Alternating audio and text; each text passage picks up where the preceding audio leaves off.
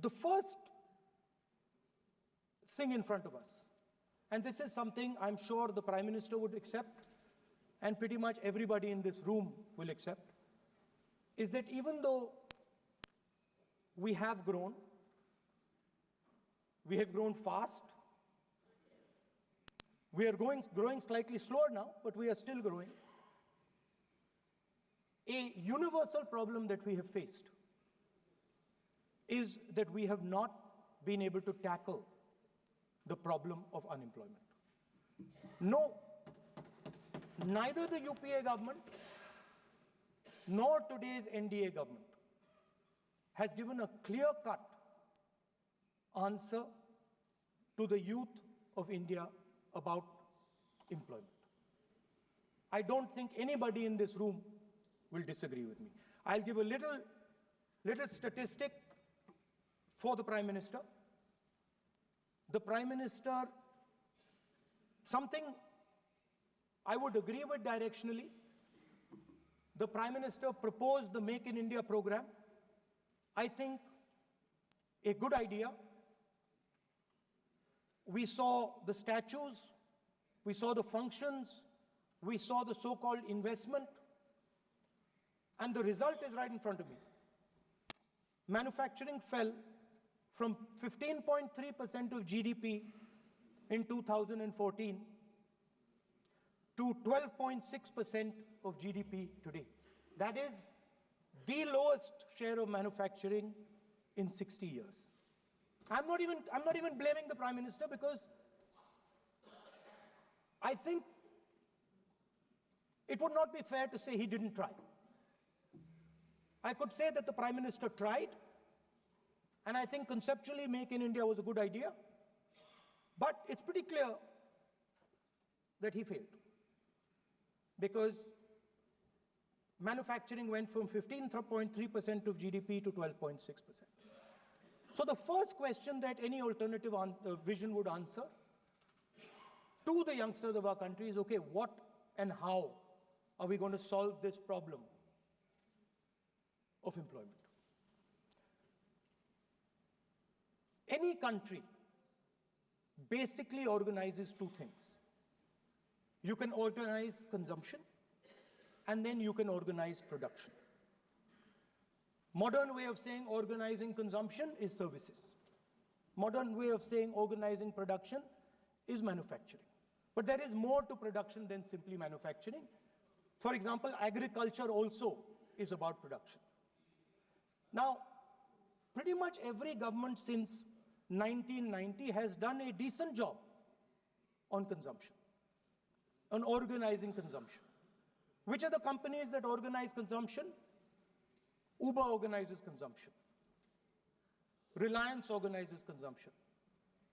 Adani organizes consumption. But we have, as a country, failed in organizing production. We have excellent companies that try to organize production. They are the Mahindras of this world. They are the Bajajs of this world. Part of Tata's organizes production, but the record of the country on organizing production is dismal. And essentially what we have done is we have handed over the organization of production to the Chinese.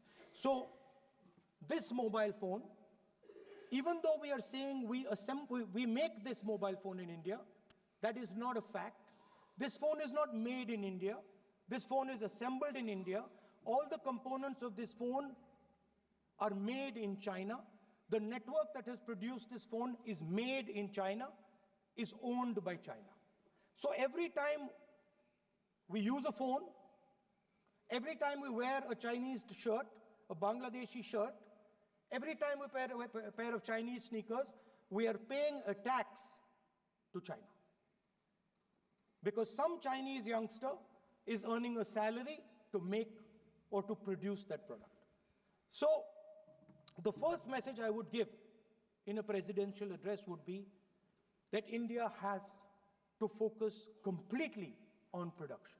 Because if we do not focus on production and we continue to focus only on consumption, we will find that we will run huge deficits, we will increase inequality, and eventually we will run into a serious problem.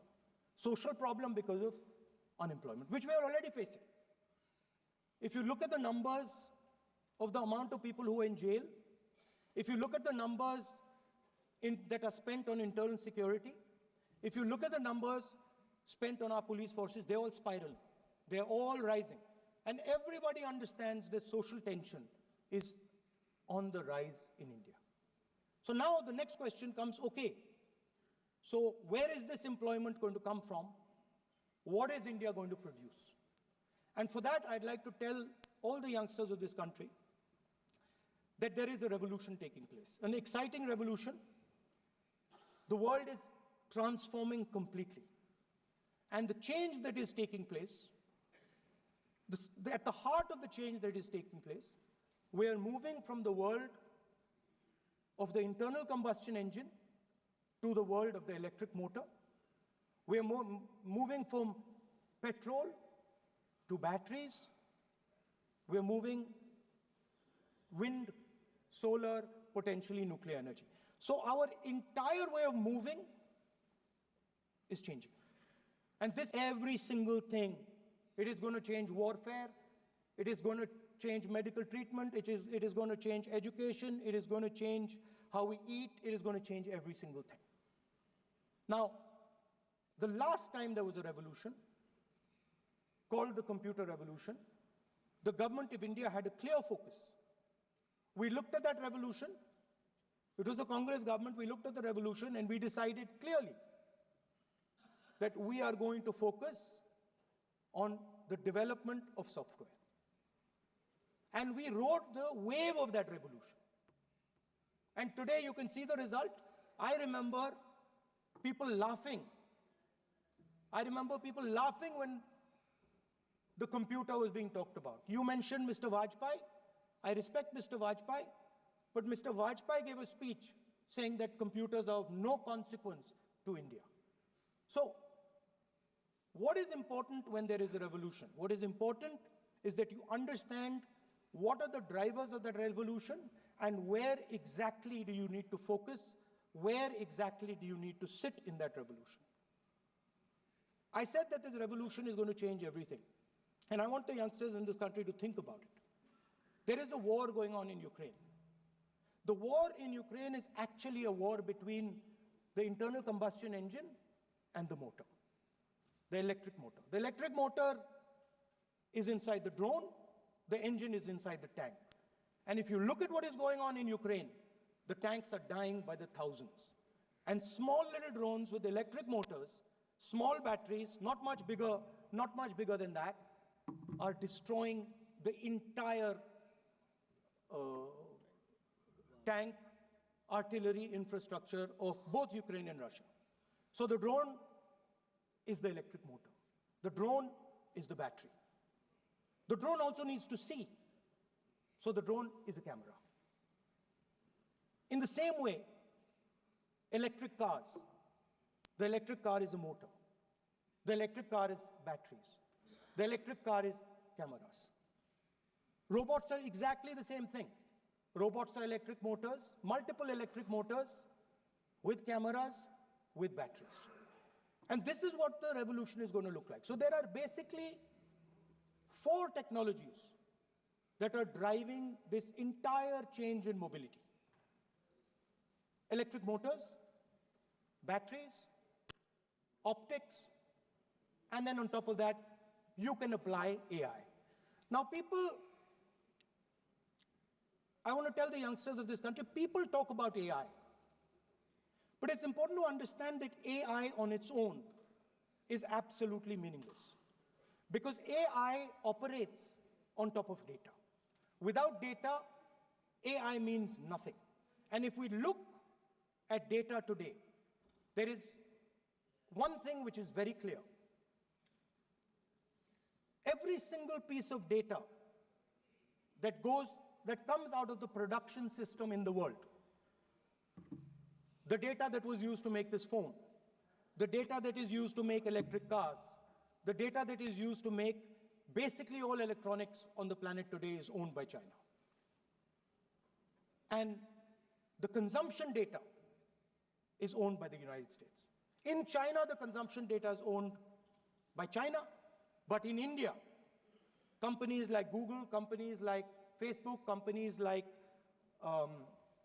Instagram, X, they own our consumption data. So if India wants to talk about AI, it has to first answer the question, what data is going to power that AI? And the answer today is India does not have that data. Neither does India have production data, neither does India have consumption data. We have handed our consumption data to the big American companies, and the production data we don't have anyway. So what would that vision look like? The first thing, we would start getting youngsters excited about this revolution. We would start to introduce the idea of a completely new way of moving, a complete revolution in how things move. We would start teaching our children in schools about batteries, about electric motors, about how these things combine, about how drones, robots, electric cars are structured, how they will work together. And most important, we have to start building a production network so that we can get access to production data. Now, what would we focus on? We would not give you a laundry list. China has at least a 10-year lead on India in this space. China has been working on batteries, robots, motors, optics for the last 10 years, and we are behind. So what would our president's address say to the youngsters? We will choose critical areas in each one of these technologies, and we will start to build capabilities in those areas. The second thing we would do, we would ensure that our banking system is not captured by 2 or 3 companies that basically do not allow you to build a production system. But our banking system is open, is dynamic, and is accessible to small and medium businesses and to millions and millions of entrepreneurs who want to take part in this revolution. Our foreign policy would take into account this revolution. When we talk to the United States, we would not send our foreign minister to invite our prime minister to his coronation. We would not send him 3 or 4 times, please invite our prime minister. Because if we had a production system, and if we were working on these technologies, the American president would come here and invite the prime minister. So it is important to understand where a... Please.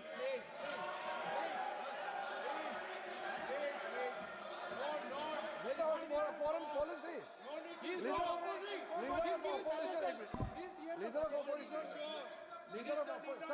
Leader of opposition cannot make such serious unsubstantiated statement. This is related to the relation between 2 countries. And he is making an unverified statement about invitation of the Prime Minister of our country. It's matter of our dignity. How can you make such kind of statement? He is leader of opposition, sir. He should be responsible in making such statement. Sir, LOP is giving us very positive suggestions. Why they are worried, sir? For the country, he is giving... Leader of opposition has the information from any official source. He must inform the House. If leader of opposition has the information, please inform the House. Okay. Who has told you that foreign ministers visited for the purpose which you have mentioned? You must specify it. So, I'm sorry that disturbed you, that question. I apologize for disturbing your peace of mind. It's okay. I've apologized. I've apologized for disturbing your peace of mind. I'm sorry. Apologize for lying to the House. ऐसा नहीं होता है. तो serious होना चाहिए leader of opposition को. कम से कम देश के मामले में तो एक हो. देश के मामले में तो एक वॉइस से बोलना चाहिए. ये गलत बात है. ये ठीक नहीं है. लीडर ऑफ अपोजिशन को इस तरह का बयानबाजी नहीं करना चाहिए. ये गंभीर विषय पर चर्चा चल रही है.